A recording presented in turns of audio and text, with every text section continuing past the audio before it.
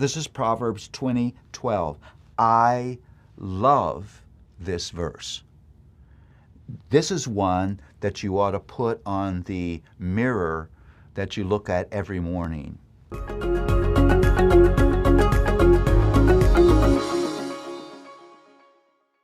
Well, I feel such a great sense of privilege that I get to live in this portion of God's Word and dig deep and mine the beauty of the content that is there. And I have come to see that the Proverbs is way, way, way more than I thought it was. It's way deeper. It's way more beautiful. And one of the places where I think that beauty is seen in the theme of redemption that is in Proverbs. There really is a theme of fresh starts and new beginnings in the Proverbs. It's never ever in the Proverbs do you get this sense that we're trapped in our sin and there is no hope for us. I mean, think about this. If we were trapped in our sin and there was no hope for us, why would you have the Proverbs?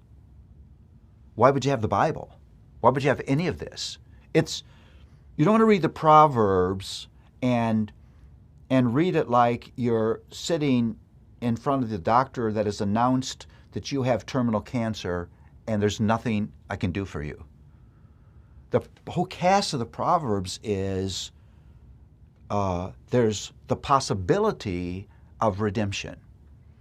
Or the Proverbs doesn't make any sense, and there are particular passages that get at this. Let me read a verse to you that I think is one of those that you have to dig deeper in to see the powerful theme of redemption here. This is Proverbs 20:12. I love this verse. This is one that you ought to put on the mirror that you look at every morning. The hearing ear and the seeing eye, the Lord has made them both. Now, you may read that and think that we're just talking about God as creator here. And He creates your ear and He creates your eye, and they wouldn't exist without Him. That's surely true. But I don't think that that's what this passage is about. The Hebrew word for hearing here is Shema. That's, hear, O Israel, the Lord your God, the Lord is one. It means something deeper than hearing. The Hebrew use of that word hearing is a term for listening, for paying attention, for submitting, for obeying. Seeing expresses in the Hebrew mind, it's a metaphor for insight, for understanding. You read this and it makes me think of Deuteronomy 29:4. The Lord gives to the heart eyes to see. Or Proverbs 1:19, open my eyes that I may see wondrous things out of your law.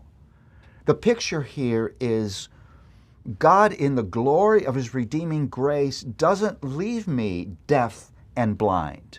Sin makes me deaf and blind. I can't hear what I need to hear, and I can't see what I need to see. It's one of the curses of sin. It's a horrible thing. It's a horrible thing to live blind and deaf and not know it. No, the proverb says God moves toward us, and in grace He grants us a heart that hears, that sees. And because we hear and see, conviction comes into our heart. And conviction is followed with confession. And confession is followed with forgiveness. And forgiveness is followed by a whole brand new way of living. Acceptance into the family of God. Identity as a child of God. It all starts with God granting hearing and God granting understanding. That's redeeming grace. Apart from that grace, we would never know God and we would not have any hope. The Proverbs presents to us redeeming grace.